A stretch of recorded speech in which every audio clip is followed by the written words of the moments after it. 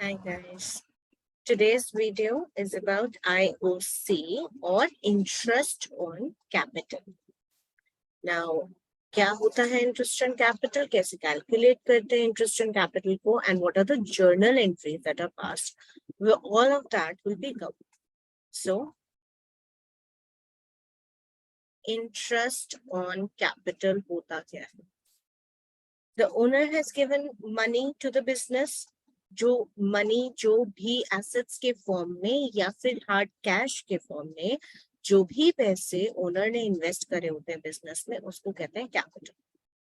Now, similar to when you keep your money in your bank, you get interest on it. तो इसी तरीके से we can write in a partnership deed that we want interest to be paid on the partner's capital. Why am I saying write in the partnership deed? Because जब हम partnership deed में लिखेंगे कि IOC है तब ही pay होगा, otherwise not.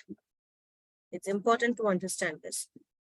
Interest on capital is not allowed if the partnership deed is silent upon it or if there is no partnership deed, because provisions of the Indian Partnership Act 1932 say that in the absence of any clear agreement for IOC, it will not be allowed. तो हम IOC सिर्फ तब ही calculate करेंगे, तब ही पे out करेंगे अगर हमने डीड बनाई है और डीड में उसके बारे में लिखा है. So interest on capital is what it is, an expense for the business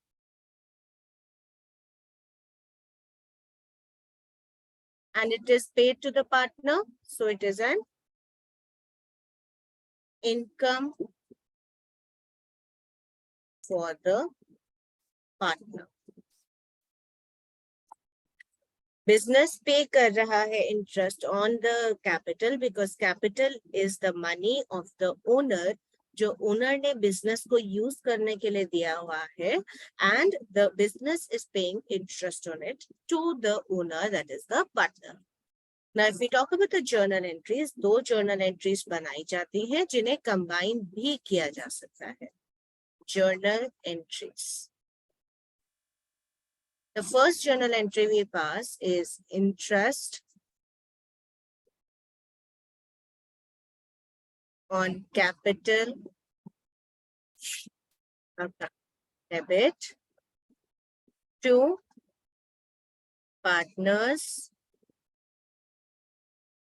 current और capital account. Current कब? जब fixed method use कर रहे हैं और capital जब fluctuating method use कर रहे हैं.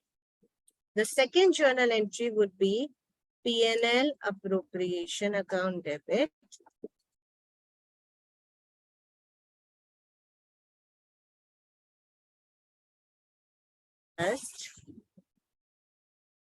and capital. इससे कंबाइन करके भी हम एंट्री पास कर सकते हैं.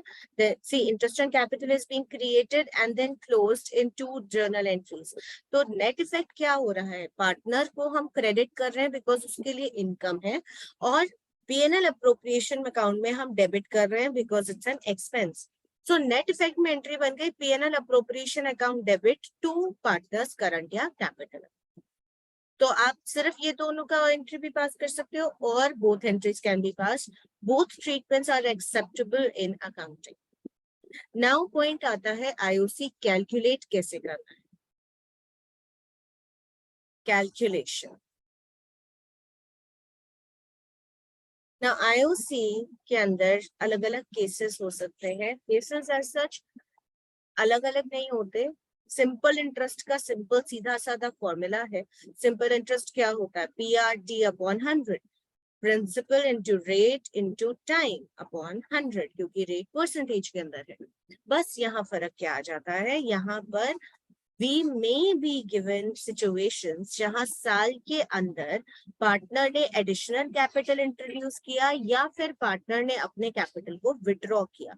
ऐसे केस में बस थोड़ी सी मॉड्यूलेशन होती है इसी फॉर्मूले में, सिंपल इंटरेस्ट के फॉर्मूले में, क्योंकि जो पार्टनर है उसने अलग अलग टाइम पर अलग अलग अमाउंट ऑफ कैपिटल बिजनेस में लगाया हुआ है, इन्वेस्ट किया हुआ है. सो फर्स्ट केस बना लेते हैं हम, case 1, where no additional capital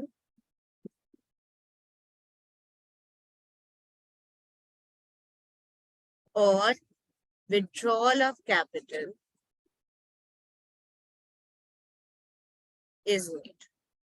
मतलब साल की शुरुआत से लेकर साल के एंड तक जो कैपिटल था वही रहा, ना तो पार्टनर ने एडिशनल कैपिटल इंट्रोड्यूस किया बिजनेस के अंदर, और ना ही पार्टनर ने अपने कैपिटल में से विड्रॉल किया, अपने कैपिटल को रिड्यूस किया।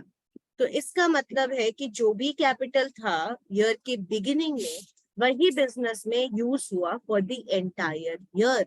सो in this situation IOC is a very simple सीधा सा formula, opening capital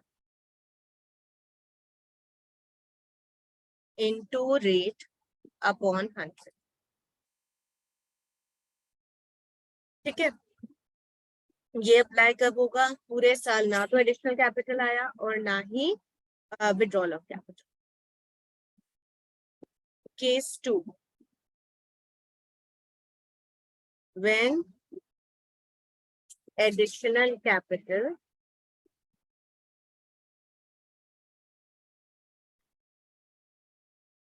or withdrawal of capital is made. What does this mean?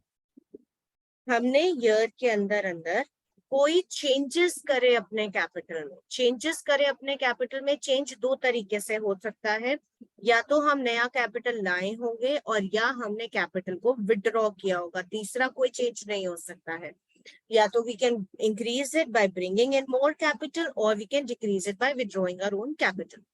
तो जब चेंज हुआ तो बिल्कुल सिंपल सीधी सादी दिमाग चलाने वाली बात, जितने नंबर ऑफ मंथ्स के लिए जितने अमाउंट का कैपिटल था उतने मंथ्स के लिए उतने कैपिटल पे इंटरेस्ट कैलकुलेट करना है बस। क्योंकि जो रेट है हमारा, रेट पर एनम के हिसाब से होता है, पूरे साल के लिए होता है। तो अगर मान लो कि साल की शुरुआत में हमारा कैपिटल था 2 लाख 1 अप्रैल से, उसके बाद में हमने जाके 3 महीने बाद 1 लाख और ऐड कर दिया, तो क्या हुआ? साल के फर्स्ट 3 मंथ्स 2 लाख के ऊपर इंटरेस्ट लगा लेंगे और उसके बाद में हमने 1 लाख इंट्रोड्यूस कर दिया तो नया कैपिटल बन गया 3 लाख।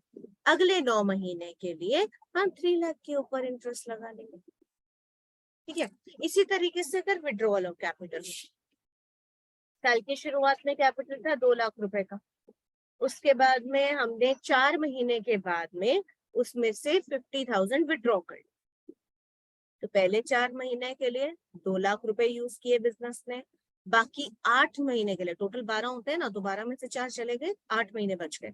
जो बाकी 8 महीने हैं उस पे कैपिटल कितना हो गया? हमने 50,000 विड्रॉ किया था तो 1,50,000 हो गया। तो अब 1,50,000 के ऊपर हम 8 मंथ्स के लिए इंटरेस्ट लगा देंगे, हो गया काम। सो फॉर्मूला क्या बन रहा है?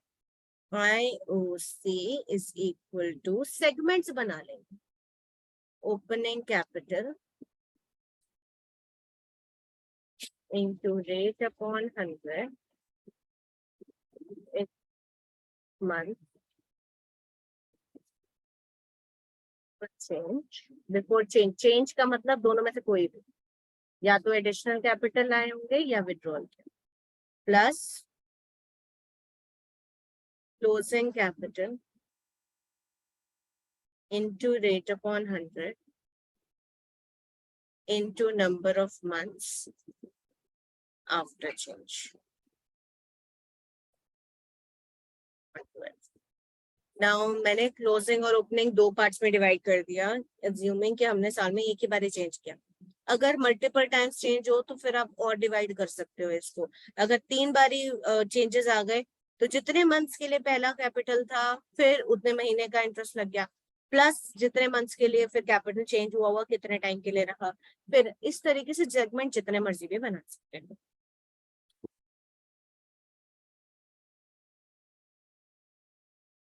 Now, तो ये तो हो गए हमारी कैलकुलेशन के cases, case 1 and case 2। Case 1 जब एडिशनल कैपिटल और विड्रॉल ऑफ कैपिटल नहीं हुआ और केस 2 जब एडिशनल कैपिटल या विड्रॉल ऑफ कैपिटल हुआ।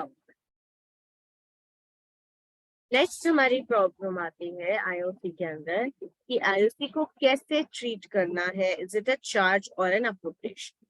अब आप बोलोगे अभी तक जितनी भी वीडियोस बनाई है आपने उसमें सब में आपने बोल दिया कि ये अप्रोप्रिएशन होता है। आई एग्री, ये अप्रोप्रिएशन होता है बाय डिफॉल्ट, मतलब प्रॉफिट होगा तो देंगे, नहीं होगा तो नहीं देंगे। हाउएवर आईओसी के लिए एक अलग भी प्रोविजन है कि अगर पार्टनर्स चाहते हैं कि ये कंपल्सरीली पे किया जाए regardless of whether we have a profit और a loss, in that case partnership deed में लिखा जा सकता है that IOC is to be treated as a charge against profits. So IOC is an appropriation by default, and it can be a charge if mentioned a charge in partnership deed. अगर हम deed में ये specific words लिखेंगे, IOC of this much percent is to be given as a charge against profit, सिर्फ तब charge होगा वरना नहीं। बाय डिफॉल्ट जब कुछ भी नहीं मेंशन, बस ये बताया हुआ आईओसी इतने परसेंट का है, तो वो क्या है, अप्रोप्रिएशन है। प्रॉफिट होगा तो देंगे, नहीं होगा तो नहीं देंगे। प्रॉफिट कम होगा तो प्रोपोर्शनेट देंगे। अब ये मैंने नई चीज ऐड करी है। If there are profits can be sufficient profits मतलब जितना आईओसी देना है उससे ज्यादा हमारे पास ऑलरेडी प्रॉफिट है। हमें देना है आईओसी पार्टनर ए को 10,000 का, पार्टनर बी को 5,000 का, कितना हो गया टोटल 15,000। अगर हमारे पास प्रॉफिट 20,000 का है तो हम आराम से पे कर सकते हैं 15,000। We call that situation sufficient profit case. Sufficient profit case में हम फुल आईओसी प्रोवाइड करेंगे जितना कैलकुलेट किया है। But what if insufficient profit हो हमारे पास? इनसफिशिएंट प्रॉफिट का क्या मतलब है? इनसफिशिएंट प्रॉफिट का मतलब है कि हमारे पास में प्रॉफिट, अभी मैंने एग्जांपल दिया, ए को हमें 10,000 का आईओसी देना है, बी को 5,000 का, टोटल हो गया 15। लेकिन हमारे बिजनेस के पास प्रॉफिट ही 7,500 का। अब 7,500 में से 15,000 तो नहीं दे सकते ना, लॉस में चले जाएंगे। तो हमने क्या किया, प्रोपोर्शनेट आईओसी दे दिया। प्रोपोर्शनेट का मतलब what is the ratio of IOC? 10,000 is to 5,000, that means 2 is to 1। इस 7,500 को हम 2:1 में बांटेंगे तो 5,000 और 2,500। ये वाली बात अगर कंफ्यूजिंग लगती है तो use a formula, IOC payable to A upon total IOC into available profit, ये आ जाएगा 5,000। दूसरे का IOC payable to B upon total IOC into profit available, तो ये आ गया 2,500। तो इसको हम क्या बोलेंगे, प्रोपोर्शनेट आईओसी दे रहे हैं। लॉस होगा और अप्रोप्रिएशन है तो नॉट अलाउड। अब अगर चार्ज होगा तो रिगार्डलेस ऑफ प्रॉफिट हो या लॉस, प्रॉफिट सफिशिएंट हो इनसफिशिएंट, अगर हमें चार्ज की तरह आईओसी देना है तो it will be provided full regardless of business का प्रॉफिट है, सफिशिएंट है, इनसफिशिएंट है, लॉस है, कुछ भी है। One last thing, IOC is to be calculated on the opening capital। तो अगर क्वेश्चन में आपको क्लोजिंग कैपिटल दिया है तो आप क्लोजिंग से ओपनिंग पे जाकर फिर ही आईओसी कैलकुलेट करोगे। दैट मीन्स सी आपको पता है पूरे साल में क्या क्या होता है, ओपनिंग कैपिटल में पूरे साल में एडिशनल कैपिटल प्लस हो सकता है, ड्रॉइंग माइनस होती है, प्रॉफिट प्लस होता है, लॉस माइनस होता है, तब जाकर आता है क्लोजिंग कैपिटल। अगर आपको क्लोजिंग कैपिटल दिया हुआ है तो आप रिवर्स कर सकते हो, लॉस को प्लस या प्रॉफिट को माइनस, ड्रॉइंग को प्लस और एडिशनल कैपिटल को minus, and you will come to opening capital. Then you will use it for IOC calculation. Next video will be on IOD.